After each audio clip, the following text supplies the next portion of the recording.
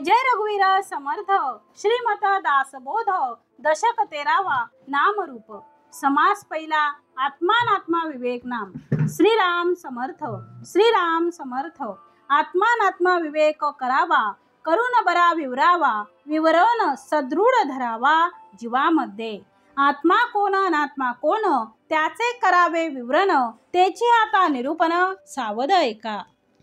जय जय रघुवीर समर्थ श्रीमद दासबोध दशक 13वा नामरूप समर्थांनी आतापर्यंत दशक 12 पर्यंत आपल्याला विवरण केलेलं आहे। दशक 12वा विवेक वैराग्य नाम आणि समास 10वा उत्तम पुरुष नाम याचं विवरण आपण मागच्या समासामध्ये पाहिलं। आता समर्थ नवीन दशकाला सुरुवात करतात आहे ज्याचं नाव आहे नामरूप। दशक 13वा नामरूप आणि समास पहिला आत्मानात्मा विवेक नाम।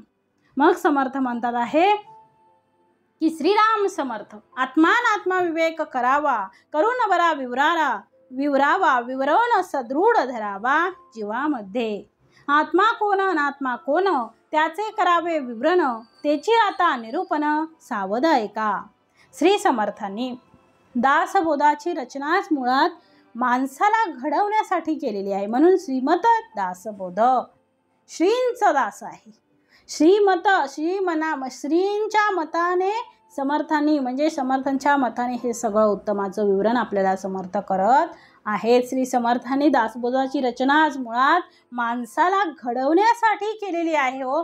माणूस उत्तमाचा घडावा उत्तम पुरुष व्हावा त्याला हे सगळं कळावं कसं वागावं कसं राहावं आपल्याला जो मिळालेला देह आहे ही आपल्याला लागलेली जी लॉटरी आहे ती 84 लक्ष जीवयोनी आपण धारण केल्यानंतरही मिळालेला आहे म्हणजे हा आपल्याला लागलेली ही लॉटरी आहे। मग देवाने उत्तमाचे 2 हात 2 पाय एवढा चांगलं शरीर एवढा चांगला देह आपल्याला दिलेला आहे।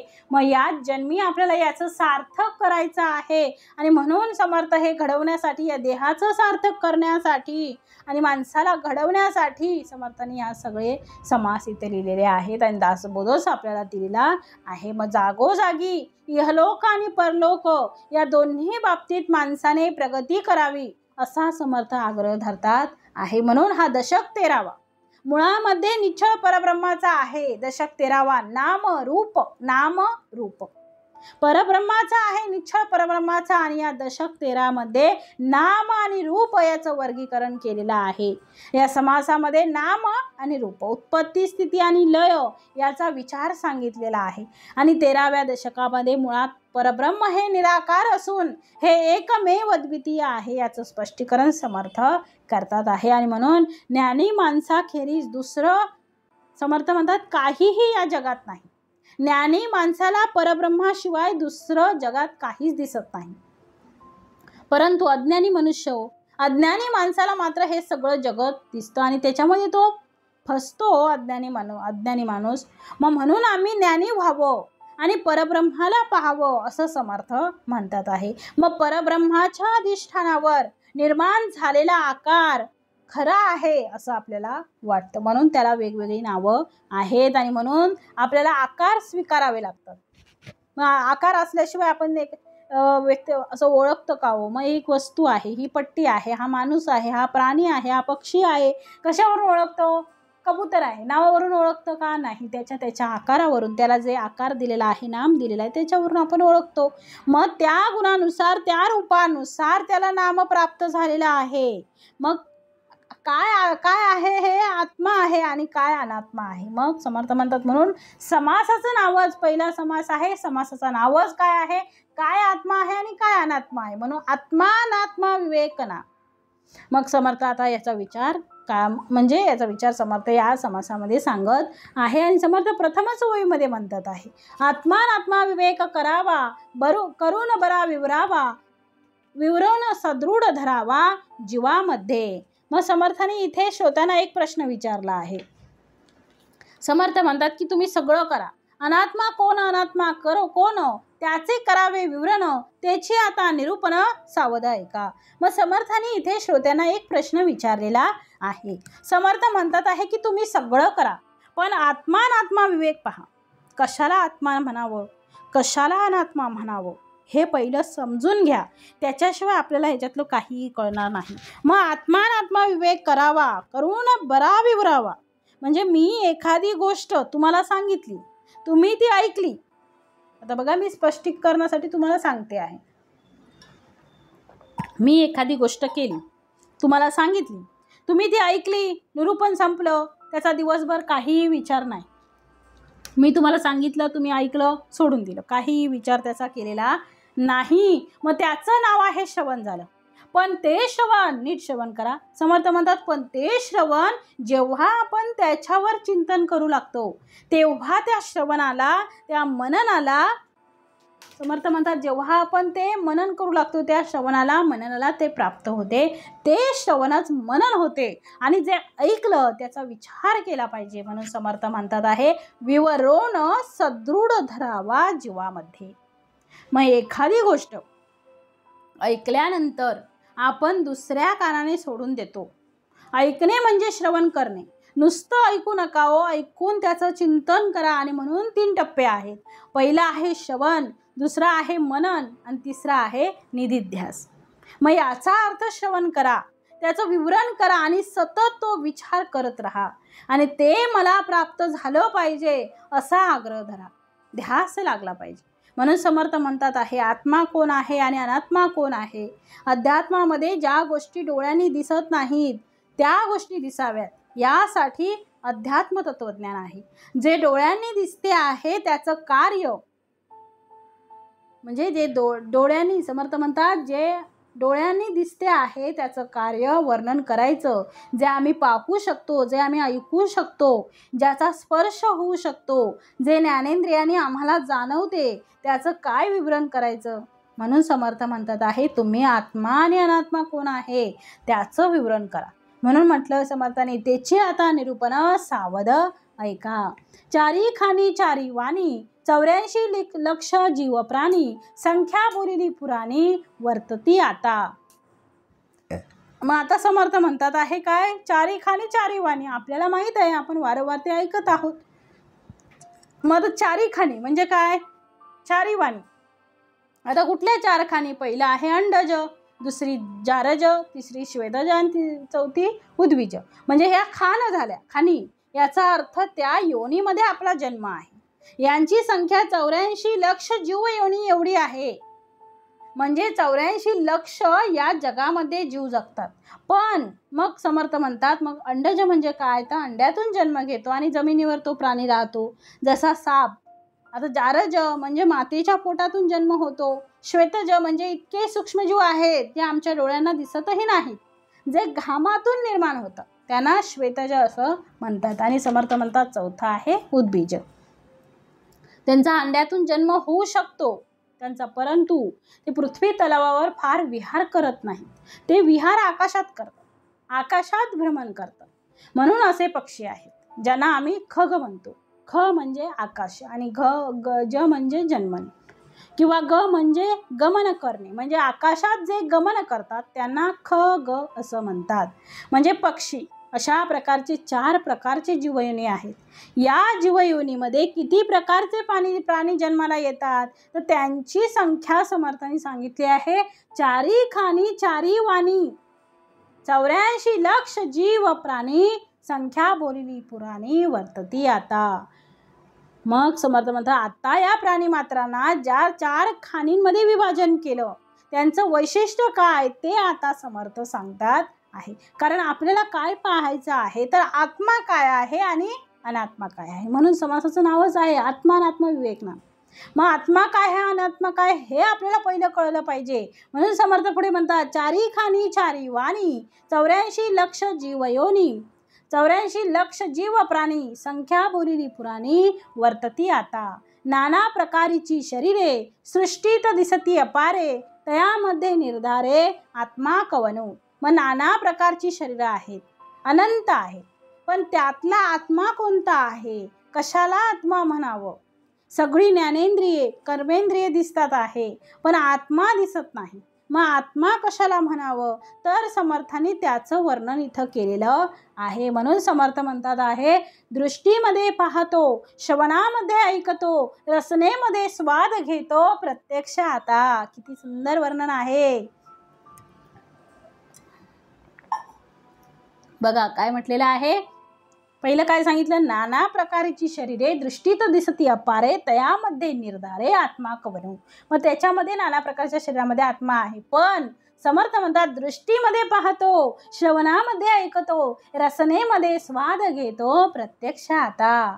मग आत्मा काय आहे, तर आत्मा दृष्टीच्या माध्यमातून पाहतो. डोळे म्हणजे आत्मा नाही, पण दृष्टीच्या माध्यमातून जो आपल्याला पाहतो आहे, जे पाहतो आहे ते डोळे पाहत नाही, तर डोळ्याच्या माध्यमातून आत्माच पाहतो आहे.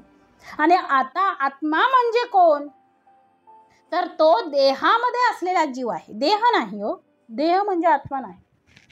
आपल्याला वाटतं की आत्मा, मग देहामध्ये अजून कोण जीव आहे, देहच हा एक जीव आहे. नाही, देहामध्ये आतमध्ये तो परमेश्वर, तो परमात्मा, तो परब्रह्म आहे.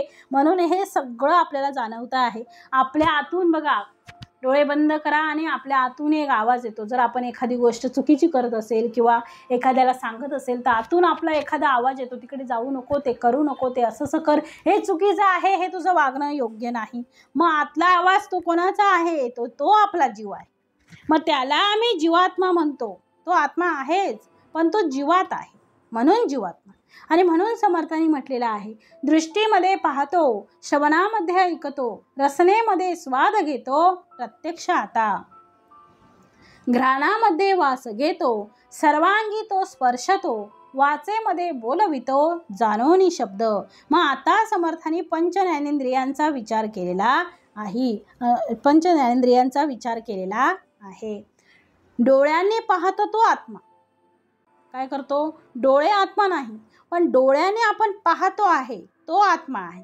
कानाने ऐकतो तो आत्मा, कान आत्मा नाही. नीट श्रवण करा. जिभेला चव जाणवते, जीव आत्मा आहे का, नाही. जीभ हे शरीर, देह आहे. जिभेला चव जाणवते, तो आत्मा आहे. नाकाने वास घेतो, तो आत्मा आहे. त्वचेला स्पर्श होतो, तो आत्मा आहे. याचा अर्थ बघा, एखादी आपल्याला सुई टोचली, एखादी काच लागली, तर ऐक पटकन शब्द उद्गारतात. ते कुठून येतात, त्वचा बोलते का, नाही. मग समर्थ म्हणतात, नाक काही करत नाही, डोळे पाहत नाहीत, नाक काही ऐकत नाही, डोळे पाहत नाहीत, नाक काही वास घेत नाही, डोळे पाहत नाही, कान ऐकत नाहीत, ऐकणारा आतमध्ये बसलेला आहे. आणि म्हणून याच्या माध्यमातून तो सगळं आत्मा सगळं काही सेवन करतो आहे. ते सगळे विषय भोगण्याचं काम इंद्रिय करत नाही. इंद्रिय हे माध्यम आहे. इंद्रियांच्या माध्यमातून तो जीवात्मा सगळ्या प्रकारचे सुखदुःख भोगतो आहे.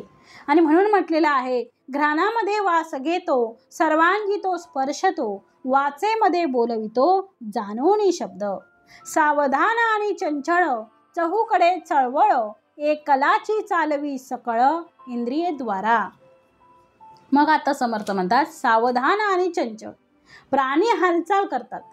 आता डास उडतो, मुंगी चालते, वाघ गर्जना करतो, कुत्रा भुंकतो, माणूस बोलतो. मग समर्थ म्हणतात की गुरं हंबरतात. मग ही सगळी हालचालच आहे. पाहणे, ऐकणे, खाणे, पिणे, येणे, जाणे, ही सगळी हालचाल आहे. समर्थ म्हणतात आपल्या शरीराची सगळी हालचाल जो करतो. आता ही हालचाल कोण करतो, तर आपलं शरीर करतं का, मग शरीर करतं हालचाल, पण शरीराची हालचाल कोण करतो, फक्त तो आपला अवयव जो आहे तो निमित्त मात्र आहे. शरीराची हालचाल जो करतो तो आत्मा आहे. हाताची हालचाल कोण करतो, तर तो आत्मा आहे. हात उचलण्याचं काम ही एक कृती आहे, हे एक कार्य आहे, पण कर्ता आतमध्ये बसलेला आहे, हे पक्क मनामध्ये ठासून ठेवा. आपल्या शरीराची प्रत्येक हालचाल, कुठल्याही प्राणीमात्रांची प्रत्येक हालचाल करण्याचं सामर्थ्य ज्याच्यात आहे तो जीवात्मा आहे. तो जीवात्मा त्यामध्ये असल्यामुळे ती हालचाल होते आहे. म्हणून म्हटलं आहे, सामर्थ्य आहे चळवळीचे, जो जे करील तयाचे, परंतु तेथे भगवंताचे अधिष्ठान पाहिजे. याचा अर्थ भगवंताचं अधिष्ठान ते पहा, भगवंताचं अधिष्ठान ते पहा. कुठे पाहायचं आहे, जो हालचाल करतो आहे त्याच्या सामर्थ्याकडे तू लक्ष दे. ते सामर्थ्य कोणाचं आहे, ते सामर्थ्य भगवंताचं आहे. कसं आहे बघा, वीज आहे. आता हे वीज आहे हे कशावरून कळेल हो? तर लाईट लागल्यावर कळेल की वीज आहे. दिसते का हो वीज? असं जाणवतं का? ही बघा पंख्यामध्ये वीज गेली, पंखा चालू झाला, असं होतं का? नाही, वीज दिसत नाही आपल्याला हो. वीज दिसत नाही. विजेचं ते सामर्थ्य आहे लाईट लागणं. म्हणजे करता ती वीज आहे आणि कार्य हे लाईट आहे. पंखा दिसतो आहे पण फिरत नाही, याचा अर्थ लाईन गेली. कुठे गेली हो लाईन? लाईन काय फिरायला गेली का? नाही. ते पाहिलं का तुम्ही लाईन जाताना? ती कुठे गेली? म्हणजे ती आलेलीही दिसत नाही आणि गेलेलेही दिसत नाही. जर ती आलेलीही दिसत नाही आणि गेलेलीही दिसत नाही तरी सुद्धा तुम्ही कसं म्हणता की ती आली आणि गेली? याचा अर्थ दृश्य स्वरूपात पंखा फिरताना दिसतो आहे, याचा अर्थ वीज आली आहे. पंखा हलणं बंद झालेला आहे, याचा अर्थ वीज गेली आहे. तसा मनुष्य बोलतो आहे, म्हणजे तो जीवात्मा आहे आणि तो बोलत नाही, याचा अर्थ तो जीवात्मा निघून गेलेला आहे. देहामध्ये तो प्रविष्ट होतो म्हणून ती हालचाल आहे. समर्थ म्हणतात मुळात पंखा निर्जीव आहे हो. आता पंखा आपण बाजारातून आणतो त्या इथं फिरतो का हो? नाही फिरत. पण त्या पंख्याला चलित करण्याचं सामर्थ्य त्या विजेमध्ये आहे. तसं देहाला चलित करण्याचं सामर्थ्य त्या जीवात्म्यामध्ये आहे. तो जोपर्यंत आहे तोपर्यंत ही सगळी हालचाल आहे. म्हणून देह मुळात जड आहे. एक आहे जड. देह काय आहे? मुळात कसा आहे? जड आहे. मग ते दिलं आहे समर्थांनी. सावधान आणि चंचळ चहूकडे चळवळ, एकलाची चालवी सकळ इंद्रियद्वारा. मग इंद्रियद्वारा आत्मा सगळ्यांना चालवता आहे.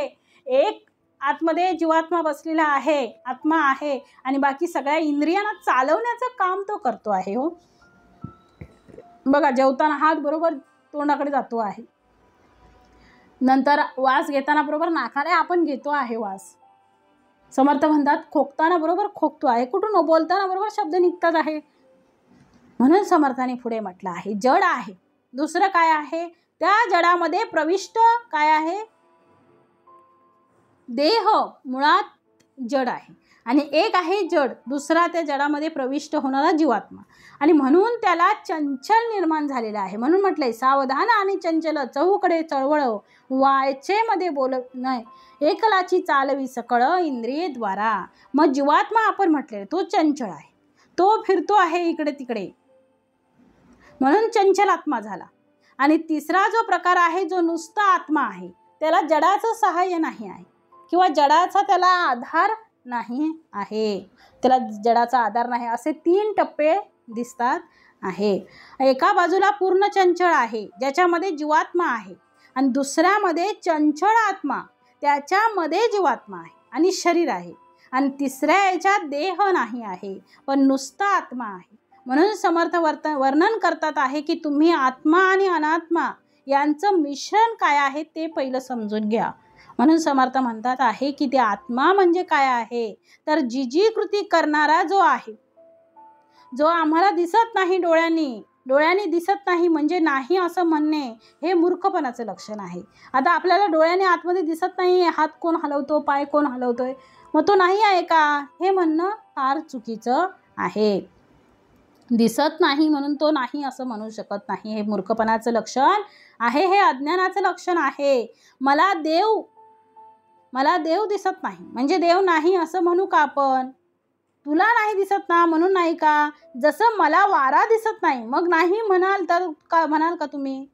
नाही म्हणणार हो. जर आपण अंगणात बसलेलो आहोत आणि वाराच नाही आहे असं का म्हणतो? दिसतोय का वारा आलेला? तो बघा वारा आलाय, हा बघा वरती गेला, खाली आलाय, नाही दिसत. तो जाणवतो, अनुभवाने जाणवतो तो. मग जसं तसंच समर्थ म्हणतात आहे की जसं मला वारा दिसत नाही मग नाही म्हणाल का तुम्ही? मग तसंच आहे, मला वीज दिसत नाही म्हणून नाही म्हणू का आपण? तारेला हात लावला आणि झटका बसला की लक्षात येतं की तारेवर वीज आहे, म्हणजे मला अनुभवाला येत नाही म्हणून नाही म्हणणं आणि खरंच नसणे यात फरक आहे. मी माझ्या लेवलवर म्हणेल की मला त्याचा अनुभव नाही. पृथ्वी गोल आहे याचा तुम्हाला काय अनुभव आहे हो? नाही आहे. तुम्ही म्हणता पृथ्वी गोल आहे, मी कुठेही गेलो तरी पृथ्वी मला सपाटच दिसते आहे. बघा आपण कुठेही गेलो तरी सेमच पृथ्वी दिसते आहे. डोंगर दऱ्या दिसतात आहे, नद्या दिसतात आहे, पर्वत दिसतात आहे, हे सगळे आम्हाला दिसतात आहे. जे वैज्ञानिक पृथ्वीच्या बाहेर गेले आणि दुरून पृथ्वी पाहिली आणि तिला परिभ्रमण आणि परिवलन, तिची गती पाहिली आणि तिला चारही बाजूंनी घेतलं आणि तेव्हा त्यांच्या लक्षात आलं की पृथ्वी गोल आहे, अंडाकृती आहे. ती इथून समजली नाही, ते पृथ्वीच्या बाहेर गेल्यानंतर सगळीकडे गोल त्याच्या बाजूने पृथ्वीच्या फिरल्यानंतर त्यांना समजलं. म्हणजे हा त्यांनी अनुभव घेतला आहे. तसा समर्थ म्हणतात आहे परब्रह्माचा अनुभव हा संतांनी घेतलेला आहे. अध्यात्मामधील संत हे सायंटिस्ट आहेत. तो जगामध्ये एखादा प्रयोग केल्यानंतर सगळेजण मान्य करतात. याचा अर्थ भौतिक गोष्टी ज्या सिद्ध होतात त्या सिद्धतेनंतर आपण त्यांना स्वीकारतो, आमच्या त्या अनुभवाला नसतात. आता जी आपण बघा कोरोनाची लस घेतली, जी कोरोनाची लस आपल्याला दिली, त्या लसीमध्ये ते सामर्थ्य आहे हे कोणी पाहिलं हो? तुम्हाला अनुभव आला का त्याचा? तुम्ही प्रयोग केला का त्याचे? नाही. मग तुम्ही तरी का स्वीकारलात? कारण तर त्याचं कारण असं आहे की ज्यांनी प्रयोग केले त्यांनी ते सिद्ध केले आहे आणि त्या सिद्धतेमुळे तुम्ही ते मान्य करता आहात. म्हणजे याचा अर्थ माझ्या अनुभवाला नाही आलं ते, तरी आम्ही हजारो गोष्टी मान्य करत असतो. मग त्याप्रमाणे जे संत आहेत त्यांनी अध्यात्मामध्ये अशा प्रकारचे प्रयोगच केले आहेत आणि त्या प्रयोगांती त्यांनी ते सिद्ध केलं आहे आणि सिद्धतेने सामर्थ्यपणे ते अनुभवाचे बोल सांगतात आहे की हे असं असं आहे आणि असं असं आहे. मानायचं की न मानायचं हे तुमच्या पातळीवर आहे, पण संत म्हणतात की मी माझ्या अनुभवाच्या पातळीवर सांगतो आहे. म्हणून समर्थ सांगतात आहे अनुभवे विन बोलणे व्यर्थ वाया. इथे समर्थ म्हणतात आहे की आत्मा मी पाहिला नाही. समर्थ म्हणतात आत्मा मी पाहिला नाही, पण ज्या अर्थी त्याचं कार्य दिसते आहे याचा अर्थ आत्मा हा आहेच आणि आहेच हो, नाही म्हणताच येणार नाही. डॉक्टर म्हणतात हा गेला, पण हात तिथेच आहे. त्याचे हात आहे, त्याचं डोकं आहे, त्याचे पाय आहेत, त्याचं संपूर्ण शरीर तिथंच आहे. मग तुम्ही गेला कसं काय म्हणता हो? ते म्हणतात आहे सगळं आहे पण तो नाही आहे ना. मग तो म्हणजे कोण आहे हो? तो म्हणजे आत्मा आहे. जरी विज्ञानवाल्यांनी पाहिला नाही तरी त्यांना ते मानावे लागते. तुम्ही नाही म्हणू शकता कारण ते तुमच्या अनुभवाच्या पातळीवर नाही म्हणून, पण तुमच्या नाही म्हणण्याने ते नाही असं होत नाही, ते आहे. म्हणून समर्थ म्हणतात आहे ते आहे याची अनुभूती घ्या असं समर्थाने सांगितले. म्हणून सावधान आणि चंचळ चहूकडे चळवळ, एकलाची चालवी सकळ इंद्रियेद्वारे. पायी चालतो पाये चालवी हात चालवी, भ्रुकुटी पालवी डोळा घालवी, संकेत खुणा बोलवी तोची आत्मा. म्हणजे समर्थ म्हणतात माणसाने आत्मानात्मविवेक करावा, त्याचं वारंवार विवरण करावं, चिंतन करावं, मनन करावं, निजध्यासन करावं आणि तो आपल्या अंतःकरणामध्ये दृढपणे धारण करावा. मग आत्मा कोण अनात्मा कोण याचं विवरण करावं आणि ते कसं करावं या संबंधी श्रोत्यांना समर्थ सांगतात आहे. 4 खाणी 4 वाणी 84 लक्ष जीवन असंख्य जीव या पृथ्वी तलावर वावरत आहेत हे पुराणात सांगितलेलं आहे. त्याप्रमाणे सृष्टीमध्ये नाना प्रकारची अपार शरीरं आहेत. मग आत्मा कोण हा निर्धार केला पाहिजे. जो डोळ्यांमध्ये राहून पाहतो, कानांच्या द्वारे ऐकतो, जिभेच्या द्वारे स्वाद घेतो, हे आपल्याला प्रत्यक्ष अनुभवास येथे आहे. मग नाकाने जो वास घेतो, सर्वांगाने जो स्पर्श करतो, शब्द जाणून जो वाचेच्या द्वारे बोलतो, असा तो आत्मा आहे. असा सावधान असूनही तो कसा आहे? चंचळ आहे. आणि चहूकडे जो एकला एक इंद्रियद्वारा सर्व चलनवलन करतो आहे. मग पाये चालवी हात हलवी, भ्रुकुटी पालवी डोळा घालवी, संकेत खुणा बोलवी तोची आत्मा. पायांनी चालवतोय, हाताने हलवतोय, भुवया ताणतोय, डोळे मिचकावतो आहे, संकेताने खुणा करतोय, तोच आत्मा आहे. आणि म्हणून म्हटलंय पाय हलवण्याचं काम चालू आहे, हात हलवतो आहे, डोळ्यावरची भ्रुकुटी ती पण हलवतो आहे, डोळ्याने हालचाल होते आहे, हे सगळं संकेत खुणा बोलवी तोची आत्मा.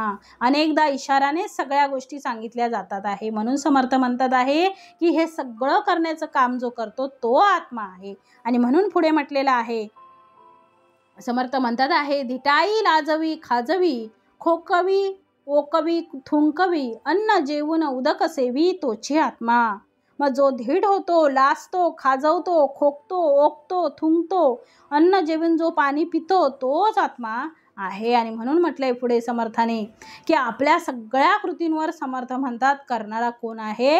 आत्मा आहे. आणि म्हणून पुढे म्हटलंय मळमूत्र त्याग करी शरीर मात्र सावरी प्रवृत्ती निवृत्ती विवरी तोच आत्मा. मग जो मळमूत्र त्याग करतो, शरीर मात्राचे रक्षण करतो, प्रवृत्ती निवृत्ती म्हणजे काय याचे विवरण करतो, तो आत्मा आहे हो. म्हणून श्री समर्थांनी आत्म्याची कल्पना यावी यासाठी समर्थ आपल्या शरीरात होणाऱ्या सगळ्या गोष्टींचं वर्णन इथे करतात आहे. समर्थ म्हणतात आहे की नेमका आत्मा म्हणजे काय हे आम्हाला अनुभवायचं असेल तर तुम्ही काय करा, तर शरीर जे हालचाली करतो त्याच्यावर लक्ष द्या. तो करत नाही आहे, ते अवयव करत नाही, ते शरीरच मुळात शरीरात मुळात ते सामर्थ्य नाही आहे, ते सामर्थ्य आत्म्याचं आहे. म्हणून समर्थ म्हणतात जेवण करणे, डोकं खाजवणे हे अवयव नाही करत, तर आत्मा ते करतो आहे. आता खोकला येतो, थुंकी येते, कोण करतंय हो? तर हे सगळं सामर्थ्य आत्म्याचं आहे. ते मानवाचं सामर्थ्य नाही, ते जीवाचं सामर्थ्य आहे. तो खातो, पण खाण्याचं सामर्थ्य कोणाचं आहे? खाण्याचं सामर्थ्य कोणाचं आहे? फक्त ते शरीराचं नाही, फक्त खाण्याचं काम तोंड करते आहे. दाताने चावतो, पण दाताला चावण्यासाठी कार्यान्वित करणारा आत्मा आहे हो. पुढे खाल्ल्यानंतरही समर्थ म्हणतात, पुढे काय म्हटलंय, मळमूत्र त्याग करी शरीर मात्र सावरी प्रवृत्ती निवृत्ती विवरी तोची आत्मा. अशा प्रकारे समर्थ म्हणतात शरीरामध्ये होणारा जो बदल आहे तो सुद्धा परमेश्वर करणार आहे, तो आत्माच आहे. प्रवृत्ती आणि निवृत्ती, आता प्रवृत्ती आणि निवृत्ती, आता प्रवृत्ती म्हणजे प्रपंच आणि निवृत्ती म्हणजे परमार्थ. मग हेही करण्याचं काम तो आत्माच करतो आहे. मग चंचळ आत्मा जो शरीरात आहे, समर्थ म्हणतात चंचळ आत्मा जो शरीरात आहे त्याच्या सामर्थ्याने देह कार्य करतो आहे. देह आपणच कार्य करतो आहे का? नाही. हात आपणच हलतो आहे का? मग हात आपणच हलला असता तर आपला देह जाण्याची वेळच नसती आली. मग देह काहीच नाही करेल, जोपर्यंत तो जीव आतमध्ये आहे तोपर्यंत ते करतो आहे. म्हणजे आत्मा आहे तो जीव आतमध्ये आहे म्हणून ते सगळं चाललं आहे. जेव्हा जीव निघून जातो त्यावेळी म्हणतात डेड बॉडी उचला. मग ते का म्हणतात? मग देहाला महत्त्व आहे का? म्हणून समर्थ म्हणतात तो ऐकतो, देखतो, म्हणजे पाहतो, वास घेतो, चव पाहतो, सगळं तो करतो आहे. आणि म्हणून मग समर्थाने पुढे म्हटलं आहे ऐके देखे हुंगे चाखे. ऐके म्हणजे ऐकतो, देखे म्हणजे पाहतो, हुंगे म्हणजे हुंगतो, चाखे म्हणजे चाकतो, नाना प्रकारे ओळखे, नाना प्रकारे पदार्थ ओळखतो आहे. संतोष पावे आणि धाके तोची आत्मा. संतोष पावे, कधी संतोष पावतो तर संतोष पावे आणि धाके, तर कधी तो भितो, तोच कसा आहे तोची आत्मा, तो आत्माच जाणावा. म्हणून आनंद वाटणे आणि भीती वाटणे तेही काय आहे? आत्म्याचंच काम आहे. म्हणून पुढे समर्थाने म्हटलंय आनंद विनोद उद्वेग चिंता छाया काया छाया माया ममता जीवित्वे पावे नाना व्यथा तोची आत्मा. म्हणजे आनंद विनोद उद्वेग चिंता काया छाया, म्हणजे समर्थ म्हणतात काया छाया हे प्रतिबिंब जे आहे म्हणजे जीवपणा, तसेच माया ममता अशा नाना व्यथा जो जीवित्वामुळे म्हणजे लघुत्व करतेपणा मीपणा यांच्यामुळे भोगतो तोही कसा आहे? आत्माच आहे. आणि म्हणून म्हटलेलं आहे समर्थाने की आनंद वाटणे भीती वाटणे हे तेही आत्म्याचंच काम आहे. म्हणून आत्म्याच्या समर्थ म्हणतात आत्म्याच्या माध्यमातून नाना प्रकारच्या व्यथा सुद्धा आपल्याला होतात, आत्म्याच्या माध्यमातून होतात. देह आता आपल्याला बघा एखादी काहीतरी दुःखाची घटना घडली किंवा आनंदाचं असेल तर आनंदाश्रू सुद्धा येतात. रडायला येते, कुठून येतं? कधी कधी प्रश्न पडतो हा रडायला नेमकं कुठून येतं? डोळे आपणच एरवी का बरं डोळे रडत नाहीत? मग आत्म्याला कुठंतरी त्याचा त्रास होतो, कुठेतरी त्याचं दुःख होतं, मग ते आपण रडतो. मग तसंच ते आहे. मग आत्म्याच्या माध्यमातून नाना प्रकारच्या व्यथा सुद्धा आपल्याला होतात. मग देह आहे म्हणून आम्हाला सगळ्या प्रकारचा त्रास आहे. देहच नाही तर काही त्रास नाही. तो आत्मा निघून गेला, देह टाकून गेला, देहाला कुठे त्रास आहे? जाळून टाका, त्याला काही त्रास होणार नाही, तो काहीही म्हणणार नाही, कारण देहाला जीवच नाही आहे. देह मुळातच जड आहे, पण त्या जडाला जे काही सुख दुःख उद्वेग चिंता होतात आहेत त्या देहाला होत नाही, तर त्या मुळात आत्म्याकरवी देहाला होतात आहे, आत्म्याकरवी देहाला होतात आहे. मग तुका म्हणे गर्भवासी, संत तुकाराम महाराज म्हणतात आहे की जो जीवाने जन्म घेतलेला आहे, ज्या जीवाने जन्म घेतलेला आहे त्या जीवाला सुख दुःख आहे हो, त्याच्याशिवाय कसं होणार? सुख दुःख आहे त्या जीवाला, आणि म्हणून तो जीवच भोगतो आहे. सुख आणि दुःख देह भोगत नाही, म्हणून म्हटलंय कोण्याही जीवाचा नगडो मत्सर वर्म सर्वेश्वर पूजनाचे. तुका म्हणे एका देवाचे अवयव सुख दुःख भोग जीव पावे. मग सुख दुःख कोण भोगतो हो? सुख दुःख कोण भोगतो आहे? तर देहाला यातना दिसतात, पण तो जीव आहे म्हणून. जीव नसता तर त्या देहाला यातनाच नाही आहे. मग सगळ्या प्रकारच्या सुख दुःख उद्वेग आणि चिंता या सगळ्या काय आहेत? आत्म्याला आहेत. पण तो आत्मा शरीरामध्ये आहे म्हणून त्याला आहे. तो शरीराच्या बाहेर पडला, शरीर त्याने टाकून दिलं की मग त्याला कशाचाही त्रास नाही. आता ते शरीर टाकणं, तो देह ठेवणं म्हणजे परमात्मा स्वरूप होणे आहे. तो टाकायचा आहे. तो नुसता तुम्हाला स्थूल देह टाकून चालणार नाही. त्याच्या पुढचा आहे तो सूक्ष्म देह आहे, त्याच्या पुढचा आहे कारण आहे, आणि त्याच्या पुढचा महाकारण आहे. असे सगळे देह जेव्हा पडून जातात तेव्हा मात्र तो जो आत्मा आहे, जीवात्मा आहे, तो शिवात्मा प्राप्त होतो. आणि म्हणून मग समर्थांनी पुढे म्हटलेलं आहे, पदार्थाची आस्था धरी जनी वाईट बरे करी आपल्या राखे पराव्या मारी तोची आत्मा. युद्धे होता दोहीकडे शरीर नाना शरीरी वावडे परस्परे पाडी पडे तोची आत्मा. मग समर्थ म्हणतात पदार्थाची आस्था धरी, पदार्थाविषयी आसक्ती धरतो, जनी वाईट बरे करी जगात बरं अथवा वाईट करतो, आपल्या राखे पराव्या मारी तोची आत्मा. म्हणजे आपले असतील त्यांचा सांभाळ करतो आणि परक्या असतील त्यांना मारतो, तो आत्माच आहे व आपल्याला बघतो तो पण आत्मा, दुसऱ्याला मारतो तो पण आत्माच आहे. मग एकदा त्या आत्म्याने शरीरामध्ये प्रवेश केल्यामुळे त्याला मीपणाची बाधा होते. कशाची बाधा होते? त्याला मीपणाची, मी आहे म्हणून होतो आहे, या मीपणाची त्याला बाधा व्हायला सुरुवात होते. आणि म्हणून मग समर्थांनी म्हटलंय मी देह आहे असं त्याला वाटू लागतं. मी देह आहे, माझ्यामुळे हे चाललं आहे असं त्याला वाटू लागतं. आणि म्हणून त्याला कोणी मारलं की तो दुसऱ्याला मारतो, त्याचं कोणी वाईट करायचा प्रयत्न केला तर तो दुसऱ्याचं वाईट करण्याचा प्रयत्न करतो. त्याचं कारण आहे त्याला वाटते देह म्हणजे मी आहे, पण तो करणारा कोण आहे? तर तो कोण आहे? जीवात्मा आहे. त्या अज्ञानामुळे त्याला ती जीवदशा प्राप्त झालेली आहे, आणि त्या जीवदशेमुळे त्याला सुख दुःख उद्वेग निर्माण झालेला आहे. आणि म्हणून जीवदशा टाकून शिवदशा प्राप्त करावी किंवा जीवातून शिवत्व प्राप्त व्हावं. आणि म्हणून समर्थ इथे म्हणतात आहे की पदार्थाची आस्था धरी. पदार्थाची आस्था म्हणजे एखादी वस्तू मला आवडली असं कोण म्हणतो? शरीर का? तर नाही. शरीर म्हणतं का? नाही. तर जीवात्म्याला म्हणजे त्या मनाला पाहिजे असते, त्या मनाची ती वासना आहे, तिची आस्था आहे, तिची आस आहे. बघा, एखाद्या आपण रस्त्याने चाललो आहे आणि एखाद्या शॉपवर सुंदर अशी साडी लावलेली आहे, बायांचं लक्ष आपलं त्याच्यावर, मग त्या साडीकडे आपलं आवर्जून लक्ष जातो. मग ती साडी असं वाटतं की ही साडी मला पाहिजेच आहे, ही साडी मला परिधान करायचीच आहे असं आपल्याला बघताक्षणी वाटतं. परंतु ते वाटतं कोणाला? देहाला वाटतं का? शरीराला नुसतं वाटतं का मला ती पाहिजे म्हणून? आपल्याला आतून वाटतं, म्हणजे देहाला नाही, आत्म्याला वाटतं आहे. आत्म्याला त्याची आस्था आहे, त्याची वासना आहे की मला ही गोष्ट पाहिजे आहे. तसं समर्थ म्हणतात पदार्थाची आस्था धरी जनी वाईट वाटे करी आपल्या राखे पराव्या मारी तोची आत्मा. आपलं राखून ठेवतो, दुसऱ्याला मारतो. म्हणजे आपलं राखून ठेवायचं, आपलं ठेवतो राखून, दुसऱ्याचं बघतो वाकून, तसं झालंय. आपलं ठेवतो ढाकून, ते काय आहे ना, तसं झालं ते. मग दुसऱ्याला मारणं हे सुद्धा असा पण एक आत्मा आहे.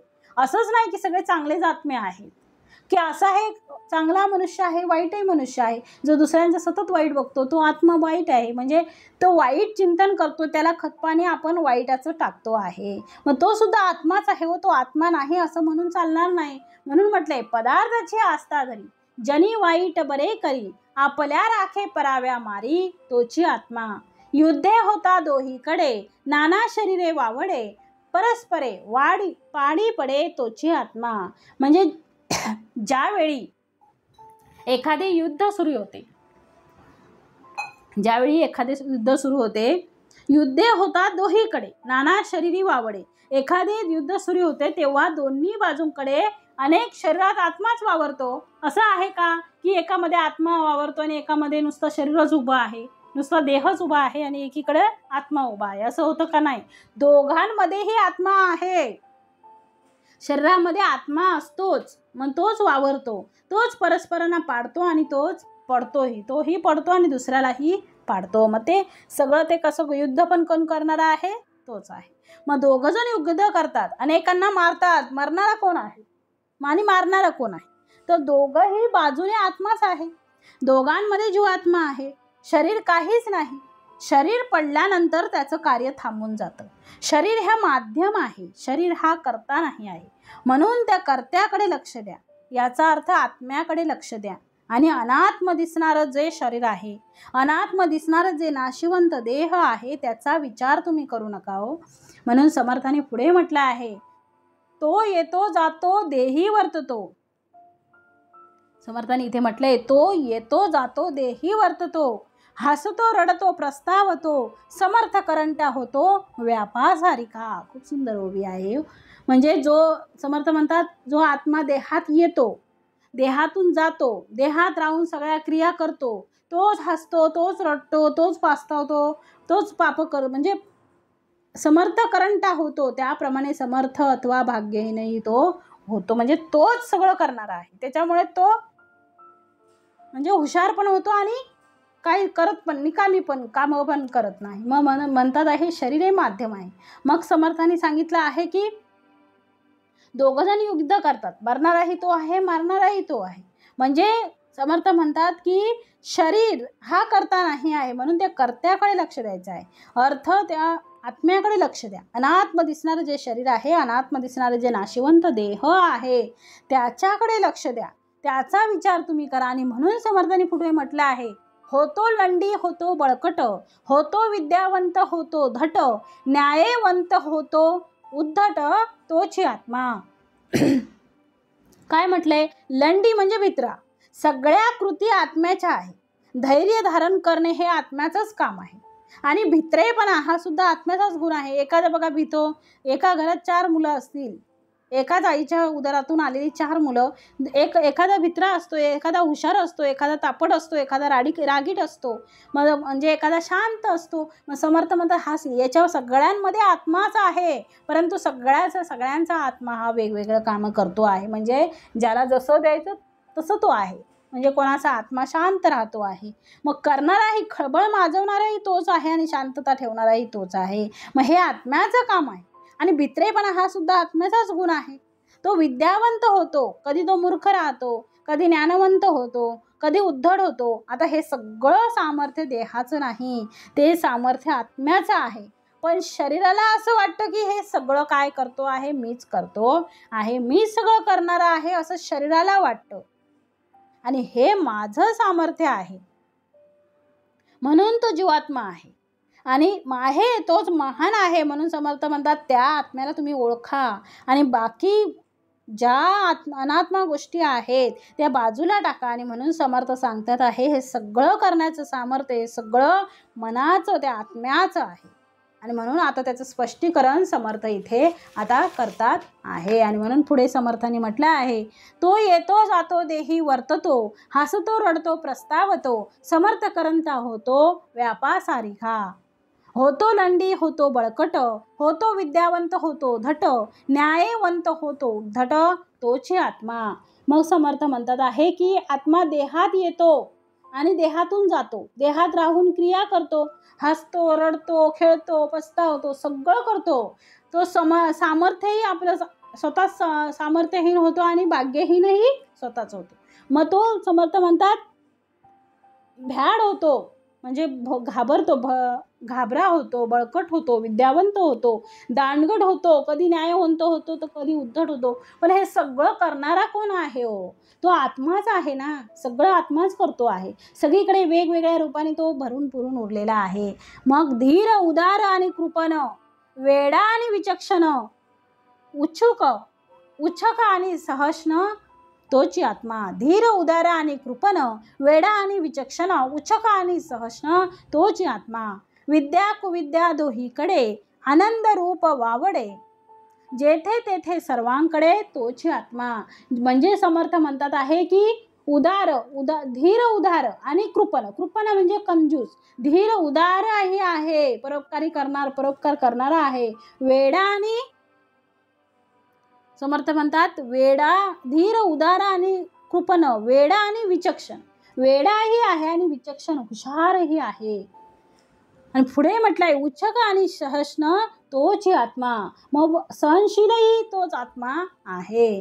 म्हणून पुढे समर्थाने दिलेलं आहे की विद्या कुविद्या दोहीकडे, आनंद रूप वावडे, जेथे तेथे सर्वांकडे, तोची आत्मा. म्हणजे जिकडे बघाल तिकडे आनंद रूपाने दोन्हीकडे तोच वावरतो आहे. तोच आत्मा सर्व काही करणारा आहे. निजे उठे बैसे चाले एवढंच तो करत नाही, तर अजून समर्थाने त्याचं वर्णन केलं आहे. म्हणजे समर्थाने बारीक सारीक किती सूक्ष्म त्याच्यातले जे भाग आहेत ते आपल्याला दाखवलेले आहेत, ज्याच्यावरून आपल्याला कळेल की आत्मा आहे म्हणून हे सगळं चाललेलं आहे. निजे उठे बैसे चाले, धावे धावडी डोले तोले, सोयरे धायरे केले, तोची आत्मा.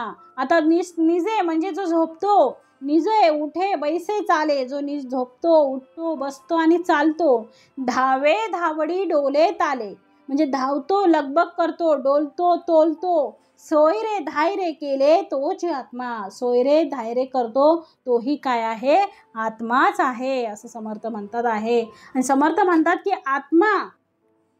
आत्मा तुम्ही म्हणता ना, मग आत्मा म्हणजे काय करतो? तर हे सगळं आत्माच करतो. त्याचंच ते धैर्य आहे. उदार कोण आहे? आता उदार म्हणजे कोण? देण्याचं सामर्थ्य कोणाचं आहे? शरीर स्वतःच देतं का? नाही, आत्मा देतो आहे. तर त्या मनाचं ते सामर्थ्य आहे. कृपण म्हणजे कंजूस कोण आहे? तर तो आत्माच आहे. वेडा विचक्षण, सहिष्णु, उच्छक तोच आहे. सगळं करणारा तो आत्माच आहे. तोच सगळं करतो आहे. तो विद्या संपन्नही आहे. आणि म्हणून पुढे समर्थांनी म्हटलंय विद्या कुविद्या दोहीकडे, आनंद रूप वावडे, जेथे तेथे सर्वांकडे, तोच आत्मा. म्हणजे तो कुविद्या संपन्नही आहे, दोन्हीकडे तोच आहे. विद्या संपन्नही आहे, कुविद्या संपन्नही आहे. त्यालाच आनंद होतो, त्यालाच आवडते, त्यालाच नावडते. जेथे तेथे सर्वत्र तो आत्मा भरलेला आहे. असा भरलेला तो आत्मा आहे. जणू काही दुधामध्ये साखर कालवावी आणि साखर दुधात कोठे आहे तर तिचा शोध घ्यावा, तर ती सापडू नये.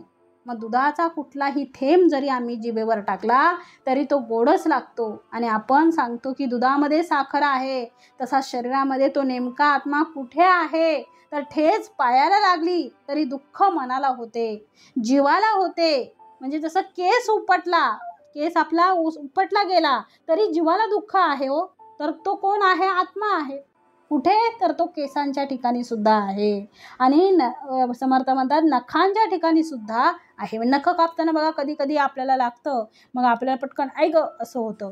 मग ते नख कापताना सुद्धा तो सगळीकडे आत्माच आहे हो. आत्म्याशिवाय काहीच नाहीये. रोमात तो आत्मा आहे, मग तरी जीवाला दुःख आहे.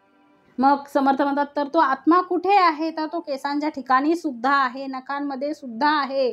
शरीरात अशी जागा नाही की तिथे आत्मा नाही. जिथे तो नाही आहे तिथे वेदनात नाही आहे हो. म्हणजे तो अवयव असून नसण्यासारखा आहे. म्हणून समर्थ पुढे म्हणतात आहे निजे उठे बैसे चाले, धावे धावडी डोले तोले, सोयरे धायरे केले, तोचे आत्मा. म्हणजे समर्थ म्हणतात तिथे तोच करणारा आहे. निजे उठे चाले बसे सगळं तो करणारा आहे. आता ते सगळं करून सुद्धा पोथी वाची अर्थ सांगे. म्हणजे आपल्या जीवनात घडणाऱ्या ज्या घटना आहेत ते सगळ्या आत्मा करतो आहे. म्हणजे आपण जे करतो आहे ते. ताळ धरी गाऊ लागे, वाद विवाद वावगे, तोच आत्मा. आत्मा नसता देहांतरी, मग ते प्रेत सचराचरी, देह संगे आत्मा करी सर्व काही. म्हणजे पोथी वाची अर्थ सांगे. जो पोथी वाचतो ताळ धरी गाऊ लागे, अर्थ सांगतो ताल धरतो गातो, आणि वादविवाद वावगे तोची आत्मा. उगीच वादविवाद सुद्धा जो करतो तोच आत्मा आहे.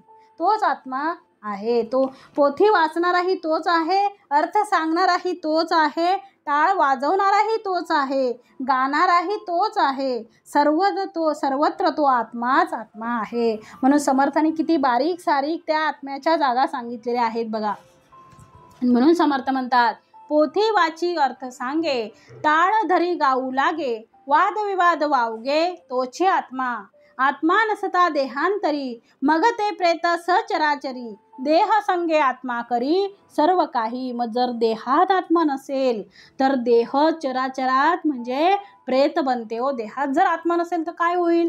मग ते डेड बॉडी होते. मग देह संगे आत्मा करी, देहाच्या संगतीने आत्मा सगळं करतो.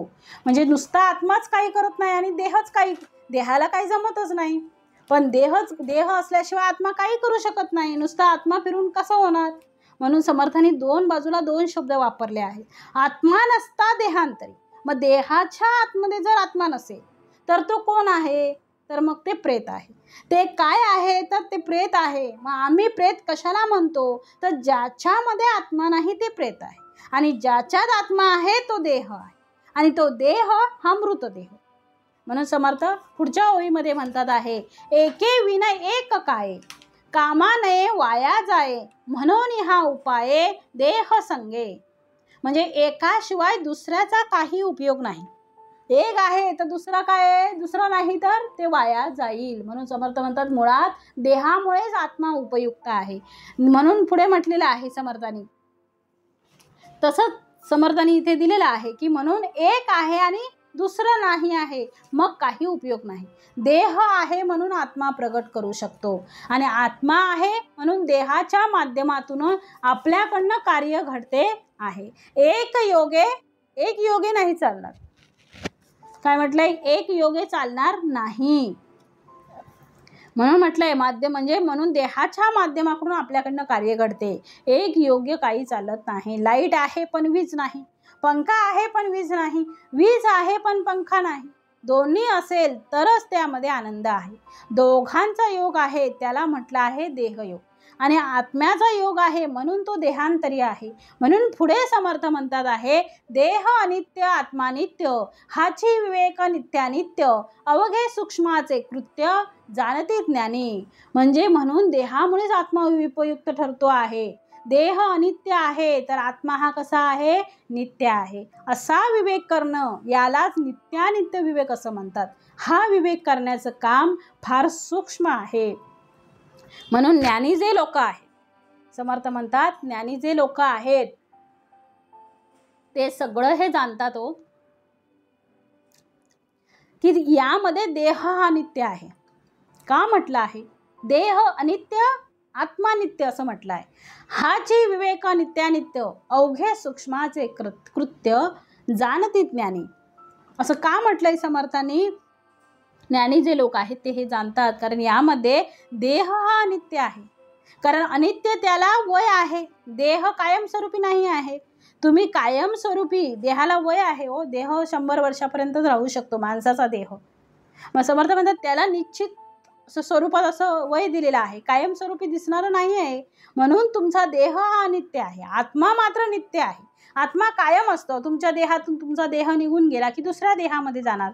म्हणून या दोघांचा एकच शब्द केला आहे, नित्यानित्य. मग शरीरामध्ये नित्य काय आहे त्याच्यावर आम्ही अभ्यास केला पाहिजे. अनित्य गोष्टी टाकून दिल्या पाहिजेत. अनित्य गोष्टींवर आम्ही जास्त वेळ खर्च करता कामा नये. लोक आत्म्यासाठी काहीच करत नाहीत आणि देहासाठी नाना प्रकारचे शृंगार करत राहतात. म्हणून देह जड आहे आणि आत्मा हा चेतन आहे. म्हणून समर्थ म्हणतात, हाची विवेक नित्यानित्य, अवघे सूक्ष्माचे कृत्य. अत्यंत सूक्ष्म गोष्टी आहेत या. आत्मा हा अत्यंत सूक्ष्म आहे. आमच्या डोळ्यांना पाहण्यासाठी ते सामर्थ्य नाही आहे, म्हणून आम्हाला दिसत नाही. आणि आमच्या डोळ्याचं सामर्थ्य एवढं नाही आहे, आणि प्रत्येक प्राण्याच्या डोळ्याचं सामर्थ्य वेगळं आहे हो. म्हणून मांजरीला रात्री चटकन दिसते. मांजरीला उंदीर अंधारात दिसतो बघा, बरोबर ती शोधते. माणसाला दिसतो का हो? नाही. सापाला अंधारात दिसते, माणसाला दिसत नाही. दिवसा माणसाला दिसते पण वटवाघुळाला दिसत नाही. गरुडाला आकाशात उडल्यानंतर जमिनीवरची वस्तू त्याला दिसते, आपल्याला दिसेल का हो? नाही. मग घार आकाशात उडते पण तिचं चित्त मात्र तिच्या पिलापाशी असते. आकाशामध्ये हजारो फुटावरती उंच आहे तरी सुद्धा तिला तिचं पिल्लू दिसते आहे. याचं कारण काय आहे तर तिचे डोळे जे आहेत ते पाहू शकतात. ते माणसाचे डोळे पाहू शकत नाही. म्हणजे तिचं डोळे जे पाहू शकतात ते माणसाचे डोळे पाहू शकत नाहीत. जी घ्राणशक्ती कुत्र्याला आहे ती माणसाला नाही आहे. म्हणजे देहापरी त्यांच्या प्रत्येक अवयवांची क्षमता भिन्न भिन्न आहे. प्रत्येकाचा देह आणि त्याची क्षमता ही सेम नाही आहे. सगळं अलग अलग आहे. म्हणजे भिन्न भिन्न आहे. कोणाची शक्ती जास्त आहे, कोणाची शक्ती कमी आहे. तसंच म्हणून आमचे जे डोळे आहेत पाहणारे, आमचे डोळे जे आहेत त्यांना मर्यादा आहेत. आम्हाला धुळीचे कणही डोळ्यांनी दिसत नाही. दिसतात का हो? नाही दिसत. आम्हाला ते स्वच्छ दिसते आहे. पण मायक्रोस्कोप खाली जर पाहिलं तर आमच्या हातावर लाखो जीवजंतू दिसतील आपल्याला. मग दिसत जरी नसतील तरी ते आहे. आपल्याला दिसतं का? नाही. उलट अध्यात्मक शास्त्र हे म्हणते जे दिसत नाही ते खरं आहे आणि जे दिसतं ते मिथ्या आहे. म्हणजे ते नष्टच होणार आहे. जे तुम्हाला आहे असे वाटते ते मुळात नाहीच आहे आणि जे तुम्हाला नाही वाटते ते मुळात आहे. मग जे तुम्हाला आहे वाटते ते मुळात नाही आहे आणि जे तुम्हाला नाही वाटतं ते आहे. तुम्हाला नाही काय वाटतं तर आत्मा नाही वाटतो पण तो आहे हो. परमेश्वर नाही वाटतो पण तो आहे. देह आहे असा वाटतो पण तो मुळात नाही आहे. जग दिसते आहे पण ते मुळात नाही आहे. परब्रह्म आहे पण ते दिसत नाही पण ते आहे हो. म्हणून समर्थ इथे आग्रहपूर्वक सांगत आहेत, पिंडी देह धरता जीव.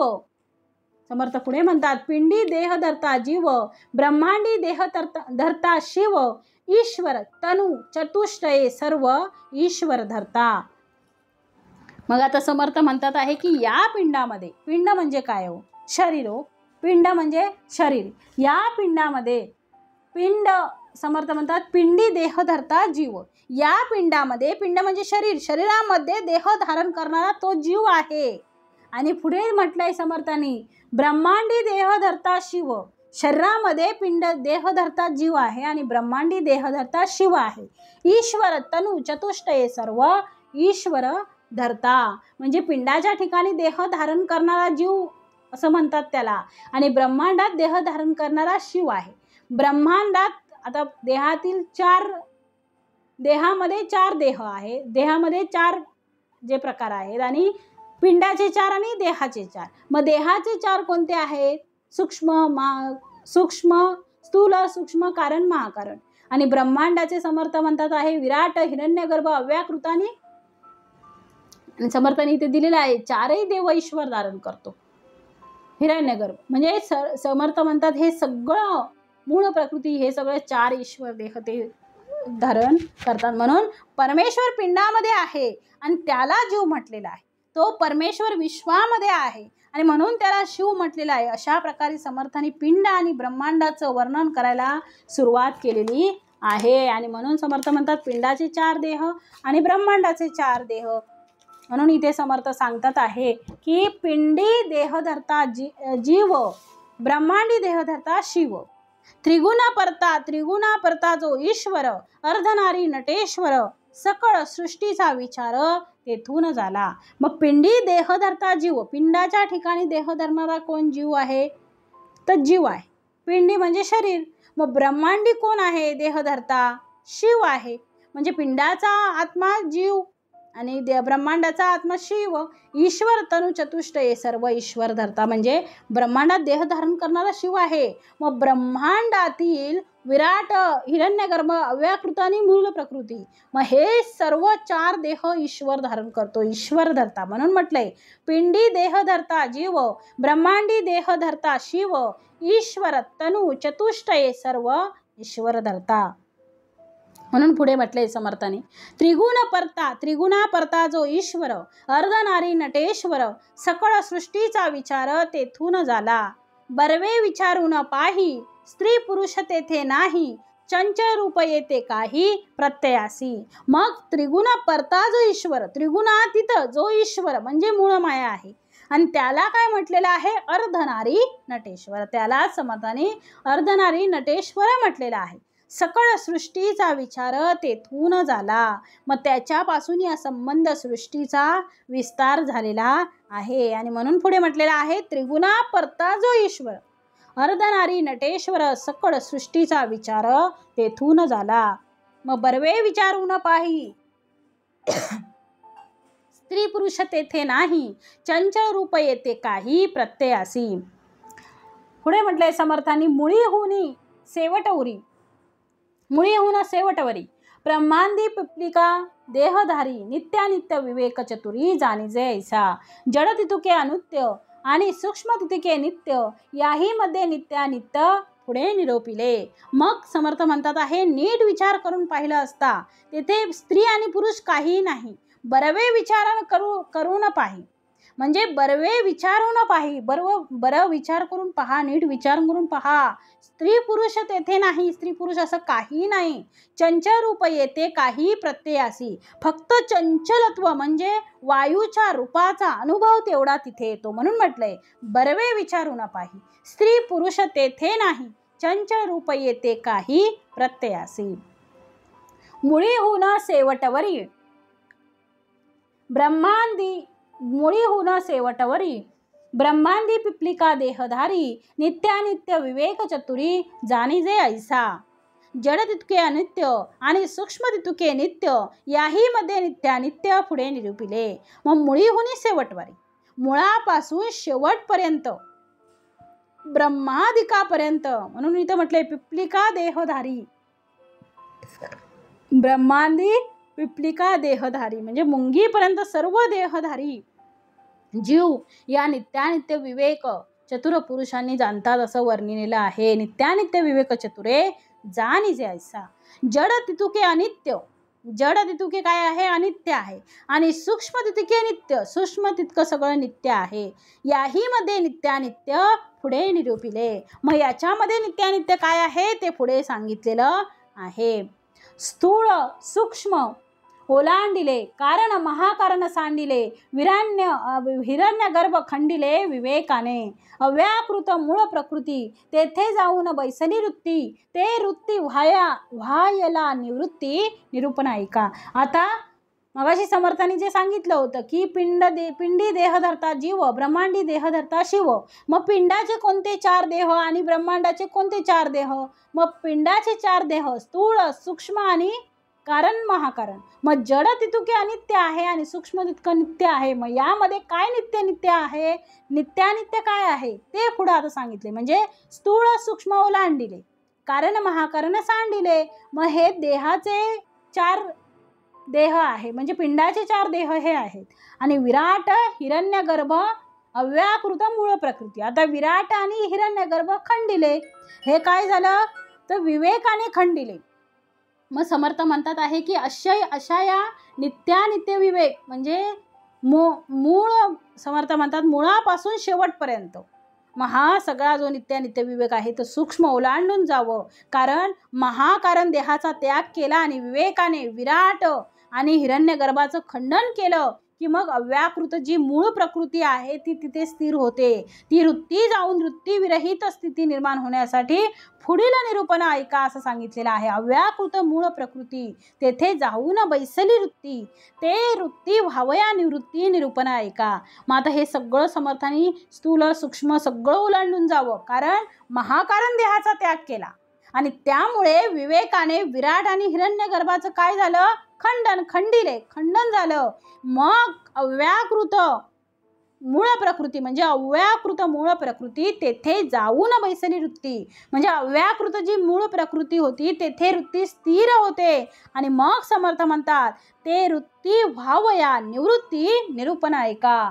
मग ती वृत्ती जाऊन मग वृत्ती विरहित स्थिती होण्यासाठी पुढचं निरूपण मी दिलेलं आहे ते तुम्ही नीट श्रवण करा, ते ऐका, ते विवरण ऐका, मग तुम्हाला हे सगळं समजणार आहे. म्हणून पुढे म्हटलंय समर्थांनी, आत्मा नात्मा विवेक बोलिला, चंचळात्मा प्रत्यया आला, पुढिले समासी निरोपिला सारा सार विचार.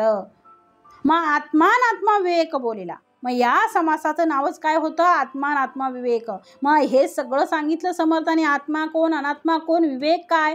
मग ह्या सगळ्या आत्मानात्म विवेक बोलिला, चंचळात्मा प्रत्यय आला. मग या समासात आत्मानात्मा विचार सांगितला आणि समर्थाने चंचळात्मा प्रत्यय आला.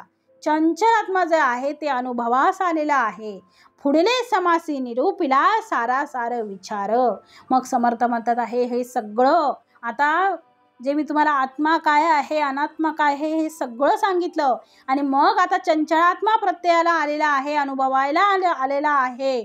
आणि म्हणून मग पुढले समासी निरोपिला. आता पुढच्या समासामध्ये म्हणजे हा समास होता कितवा? तर पहिला समास. आता दुसऱ्या समासामध्ये समर्थांनी काय सांगितले? पुढले समासी निरोपिला सारा सार विचार. आता आत्मानात्म विवेक कळलेला आहे. आता आपल्याला सार काय आहे, असार काय आहे, सार ते जाणून घ्यावे, असार जाणून त्यागावे. म्हणजे सार काय आहे, असार काय आहे याचा विचार, याचं विवरण समर्थांनी पुढच्या समासात म्हणजे समास दुसऱ्यामध्ये दिलेला आहे. म्हणून समर्थ म्हणत असा त्याचं विवरण मी पुढच्या समासात दिलेलं आहे. आत्मानात्मा विवेक बोलिला, चंचल आत्मा प्रत्यय आला. पुढले समासी निरोपिला सारा सार विचार. इति श्री दासबोधे गुरु शिष्य संवादे आत्मानात्म विवेक नाम समास पहिला. जय जय रघुवीर समर्थ.